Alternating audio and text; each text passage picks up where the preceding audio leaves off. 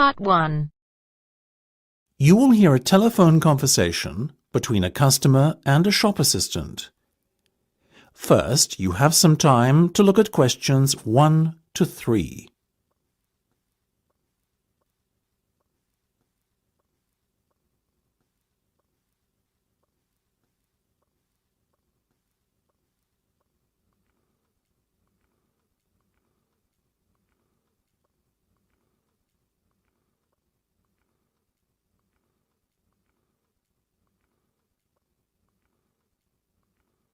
You should answer the questions as you listen, because you will not hear the recording a second time. Listen carefully and answer questions 1 to 3. Good morning, Jenny's Suit Rental. Jenny speaking. How may I be of service? Hi there. My name is Max Jones. That's Jones. And I'm looking to rent a suit out for a special occasion. Certainly, Max. We charge a set fee for our services. You can either choose from our designer range and pay £50 to rent your suit out, or choose from our standard range at a cost of £25. So, what will it be? Oh, the first option, please, Jenny. £25, did you say? Unfortunately not. The designer range is twice that price. Oh, in that case, I'll take the second option. Standard, was that it? That's right. Now, before we go any further, may I ask how you intend to pay? Do you accept cheques? Yes, but only in exceptional circumstances. We prefer cash or credit card. Well, as I haven't got one, does this count as those circumstances? Yes, that'll be fine. Make it payable to Jenny's Suit Rental. Will do. Before listening to the rest of the conversation, you have some time to look at questions 4 to 10.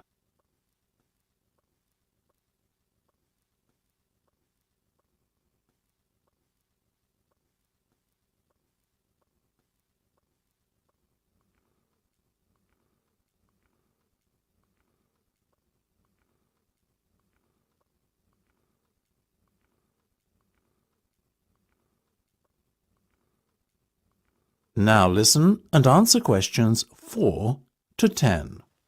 Now, Max, can I take your measurements, please, and a few details about what sort of suit you have in mind? Certainly. Let's start with the trousers then, shall we?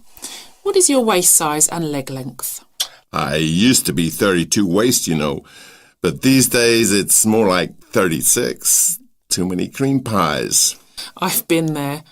And about the leg, 34? I wish. I'm afraid I'm somewhat lacking in the height department. Not even a 32. 30, I'm afraid. Never mind. As for the colour, could you do a dark grey suit? In fact, we have a very smart one of those in just your size. You're in luck. Now, what about shoes? Same colour? No, I think I prefer something darker. OK, let's go with traditional black then, shall we? What about size? I'm a size 45. By my calculations, that's 10 in our sizes. And style? What have you got? We do suede, nubuck and traditional leather. Definitely the last one. Very well. And will you be wanting a necktie? Do you do bow ties? Of course. I'll put one of those down in your order. Dark grey, I presume? Perfect. To match the suit. I think I fancy a light blue shirt, by the way. Might I recommend a green? Green would go very well with the suit you are renting. Light or dark? I'd say dark. Dark it is then. My neck size is 17 and a half. Hard to believe that a little over a year ago I could fit into a 15, isn't it? Those cream pies again, right? You got it. Now, what about your suit jacket? Same colour as the trousers, obviously, but what size? Medium should be fine. You sure? Yeah. And have you got any of those 3-button ones? I'm afraid not. The 1 and 2 button suit jackets are far more popular at the moment. In fact, the 1 button is all the rage. Let's have that one then. No problem. Now. That is the end of part 1. You now have half a minute to check your answers.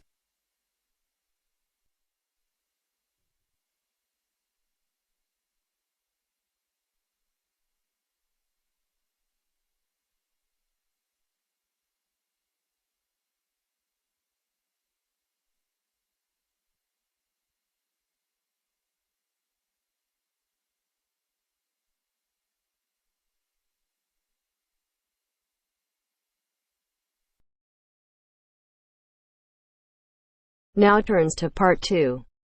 Part 2. You will hear part of an interview between Dr. Hilsden, a member of staff on a fashion design course, and a student, Julia, who is applying to do the course. First, look at questions 11 to 13.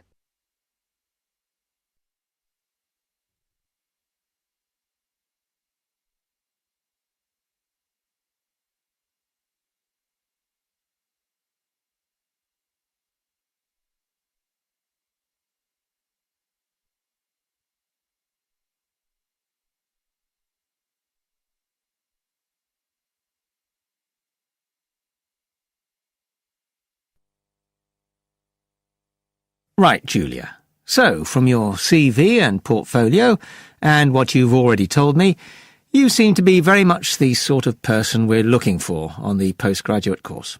So tell me, you finished your fashion design course in London 4 years ago. Did you think of carrying straight on and doing a higher degree at the time? Yes, but there were financial pressures. So I ended up working in the retail industry, as you can see from my CV. And actually it was a very useful experience. In what way? Well, I was lucky to get the job with Fashion Now. They're a big store. And one of my priorities was to get as much experience as possible in different areas. So that was good because I had the chance to work in lots of different departments. And having direct contact with the customers meant I was able to see how they reacted to innovation, to new fashion ideas. Because with Fashion Now, a designer might show something in New York or Milan, and there'll be something similar in the shop within weeks. So that was probably the most useful thing for me. Right. And so what's made you decide to do a postgraduate course now? Well, while I enjoyed working at Fashion Now, and I learned a lot there, I felt, well, the way forward would have been to develop my managerial skills, rather than my skills in fashion design, and I'm not sure that's what I want to do. Yes. When I was doing my degree in London, I'd been interested in women's wear, but I know that there's been a lot of work done in areas like new fabric construction. And though I'm not intending to go too deeply into the technology, I'd be very interested in looking at how new fabrics could be used in children's wear. So I'd like the chance to pursue that line. Yes, good. And are you at all concerned about what it's going to be like coming back into an academic context after being away from it for several years? No, I'm looking forward to it. But I'm basically more interested in the application than the theory. Or at least that's what I've found so far, and I'm hoping the course will give me the contacts and skills I need eventually to set up my own enterprise. I'm particularly interested by the overseas links that the department has. Yes, many of our students look overseas or to international companies for sponsorship of their projects. Before the talk continues, look at questions 14 to 20.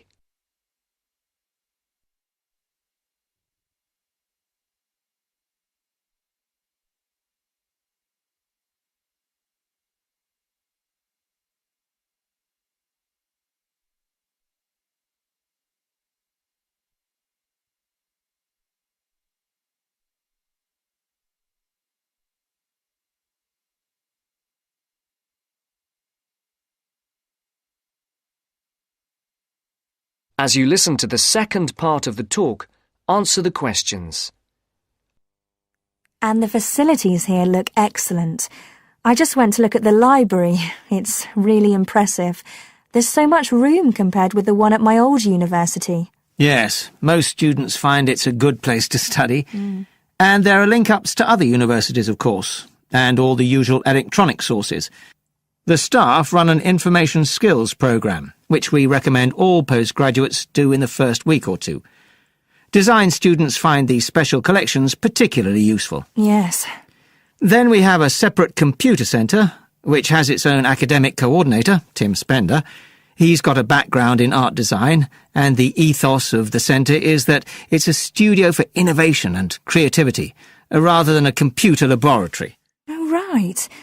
I liked the study spaces where students can sit and discuss work together. Very useful for joint projects. We always had to do that sort of thing in the cafeteria when I was an undergraduate. And I read in the brochure that there's a separate resource for photography. Yes, it's called Photomedia.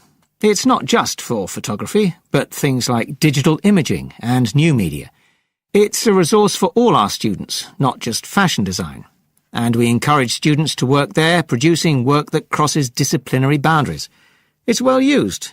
In fact, it's doubled in size since it was set up 3 years ago. And we also have an offshoot from that, which is called time-based media. This is for students who want to develop their ideas in the area of the moving image or sound. That's in a new building that was specially built for it just last year. But there are plans to expand it, as the present facilities are overstretched already. Right. Now, is there anything you'd like to ask about the course itself? I know it's a combination of taught modules and a specialist project. But how does assessment fit in? Well, as you'd expect on a course of this nature, it's an ongoing process. The degree course has 4 stages, and there are what we call progress reviews at the end of each of the first 3. Then the final assessment is based on your project.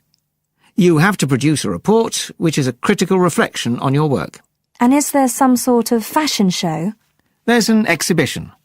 The projects aren't all focused on clothes as such. Some are more experimental, so that seems more appropriate. We ask representatives of fashion companies along, and it's usually well attended. Right. And another thing I wanted to ask. That is the end of part 2. You now have half a minute to check your answers.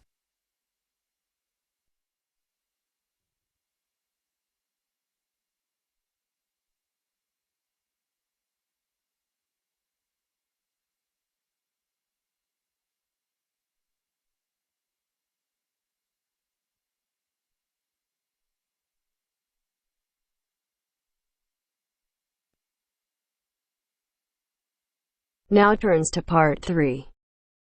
Part 3. Richard Murray, a zoologist and popular TV personality, has been giving a talk on endangered species of wildlife to members of the Young Conservationists Association in a small town in the south of England. Listen to the extract from the discussion he had with 2 of the young people after his talk. First, you have some time to look at questions 21 to 25.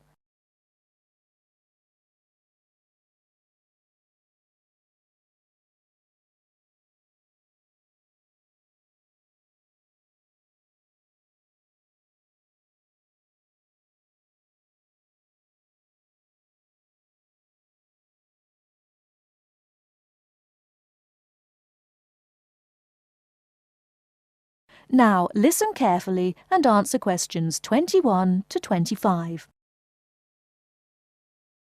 What would you say, Mr. Murray, are the main reasons that so much of our wildlife will have died out by the end of the next few decades?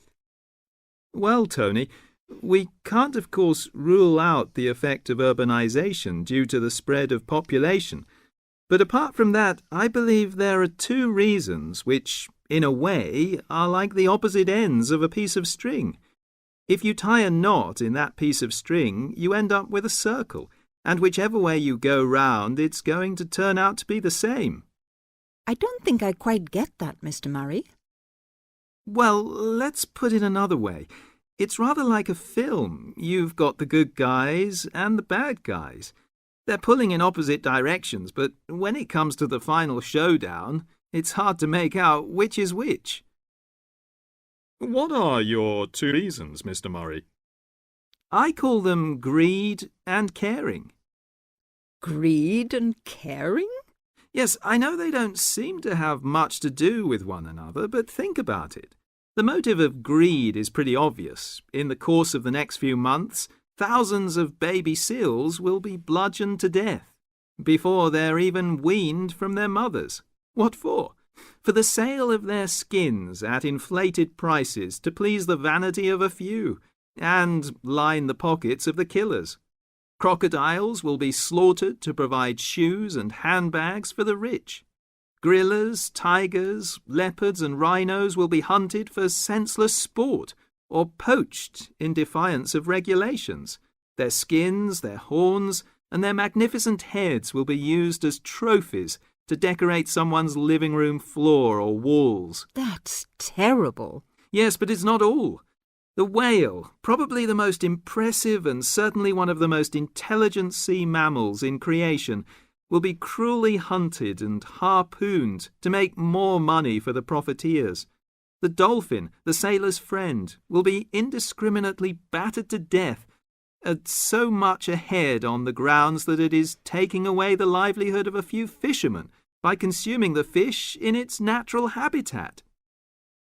But surely, Mr. Murray, we do have to keep warm. We need whale oil and ambergris.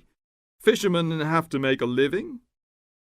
Part of what you say is true, of course, Tony, but we shall have to enforce far stricter controls if future generations are not to find themselves in a world devoid of wildlife as we know it. Well, I see what you mean about fur coats and crocodile handbags, Mr. Murray, but I don't understand what you mean by caring. That can't be bad, surely. I mean, I thought we were supposed to be living in a caring society. Well, so we do, in a way.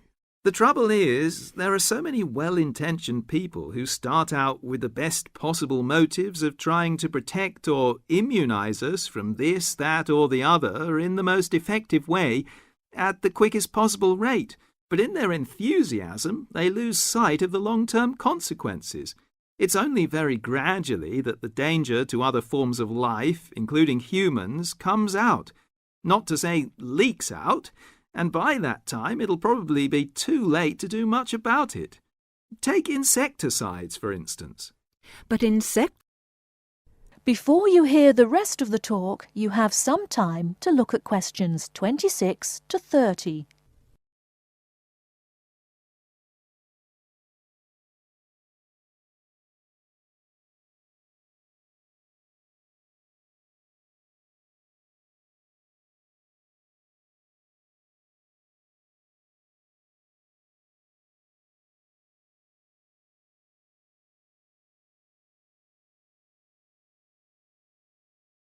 Now listen and answer questions 26 to 30.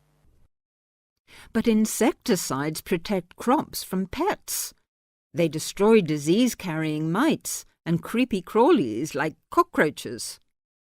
True, but nature has a way of developing her own immunity against insecticides and other pest controls, with the result that the biologists are driven to inventing stronger and stronger compounds, which, though they may annihilate the pest, nevertheless permeate the environment, are assimilated by plant and animal life, and become absorbed by the soil. Countless innocent creatures, the beaver or the mole, for example, are performing a useful task in the natural control. The alarming prospect is that as these poisons enter the foods we eat, and consequently our own systems, they'll find their way into the body of the pregnant mother and into her milk, offering incalculable risks to the unborn or newly born infant. In spite of all our technological expertise, our time is running out. We're virtually destroying ourselves. That is the end of part 3. You now have half a minute to check your answers.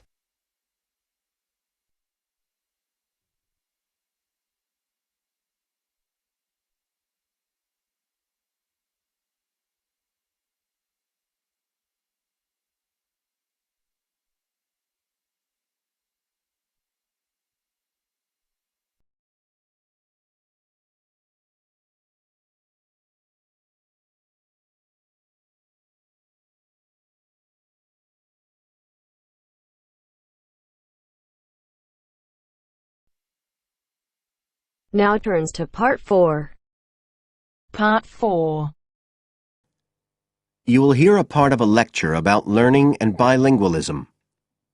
First, you have some time to look at questions 31 to 40 on pages 44 and 45.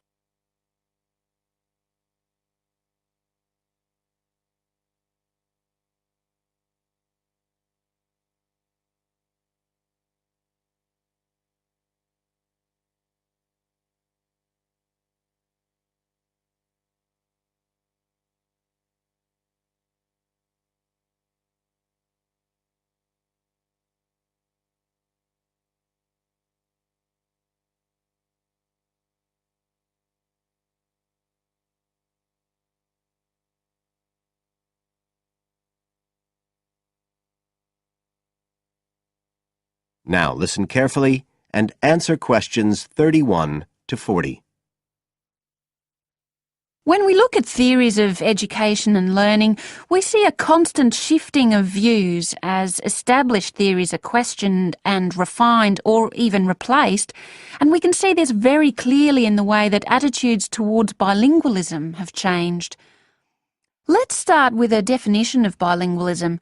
And for our purposes today, we can say it's the ability to communicate with the same degree of proficiency in at least two languages. Now, in practical terms, this might seem like a good thing, something we'd all like to be able to do.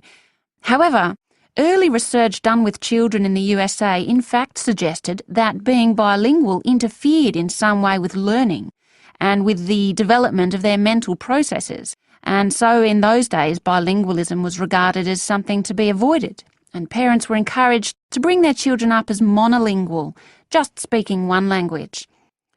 But this research, which took place in the early part of the 20th century, is now regarded as unsound for various reasons, mainly because it didn't take into account other factors such as the children's social and economic backgrounds.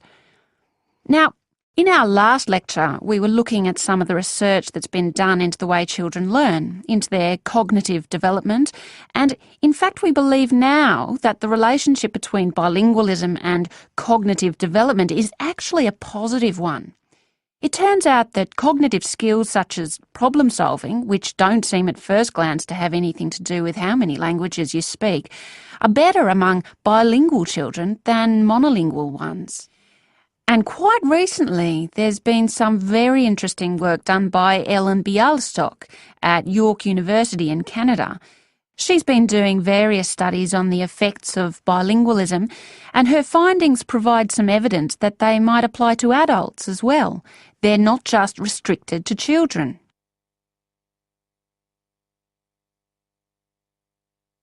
So how do you go about investigating something like this? Well, Dr. Bialystok used groups of monolingual and bilingual subjects aged from 30 right up to 88. For one experiment, she used a computer program which displayed either a red or a blue square on the screen. The coloured square could come up on either the left-hand or the right-hand side of the screen. If the square was blue, the subject had to press the left Shift key on the keyboard, and if the square was red, they had to press the right Shift key. So they didn't have to react at all to the actual position of the square on the screen, just to the colour they saw. And she measured the subjects' reaction times by recording how long it took them to press the Shift key and how often they got it right. What she was particularly interested in was whether it took the subject longer to react when a square lit up on one side of the screen, say the left, and the subject had to press the Shift key on the right-hand side. She'd expected that it would take more processing time than if a square lit up on the left and the candidates had to press a left key. This was because of a phenomenon known as the Simon effect, where basically the brain gets a bit confused because of conflicting demands being made on it. In this case, seeing something on the right and having to react on the left. And this causes a person's reaction times to slow down. The results of the experiment showed that the bilingual subjects responded more quickly than the monolingual ones. That was true both when the squares were on the correct side of the screen, so to speak, and even more so when they were not. So bilingual people were better able to deal with the Simon effect than the monolingual ones. So what's the explanation for this? Well, the result of the experiment suggests that bilingual people are better at ignoring information which is irrelevant to the task in hand and just concentrating on what's important. One suggestion given by Dr. Bialystok was that it might be because someone who speaks two languages can suppress the activity of parts of the brain when it isn't needed. In particular, the part that processes whichever language isn't being used at that particular time. Well, she then went on to investigate that with a second experiment. But again, the bilingual group performed better.